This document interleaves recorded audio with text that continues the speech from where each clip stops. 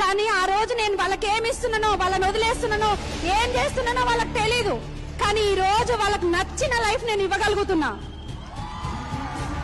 That is power of Vestige. Vestige ని నమ్మండి, సాకులు చెప్పకండి, ప్రాబ్లమ్స్ చెప్పకండి. అప్లైన్ చెప్తున్నారు అని అంటే ఫాలో అవ్వండి. నాకు ఎన్నో రకాల స్ట్రగుల్స్. మా అమ్మ కూడా వద్దు బిజినెస్, మా అమ్మను కూడా చాలా మంది అన్నారు అనమాట.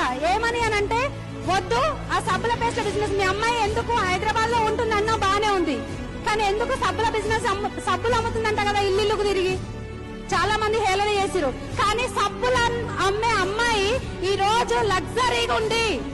ఇప్పుడు అంటున్న అదే పర్సన్స్ ఏంది అని అంటే మీ అమ్మాయికి నెలకు 5 లక్షలు వస్తున్నాయంట కదా,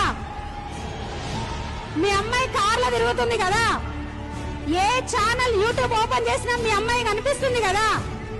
పత్తి చేనులో మా అమ్మ ఉంటే అక్కడ కూడా ఏంది అని అంటే మీ అమ్మాయి నేనని తెలీదు, కానీ అక్కడ కూడా మా అమ్మ నాకెంత గర్వంగా అంటే ఇప్పుడు చాలా హ్యాపీగా ఉన్నారు.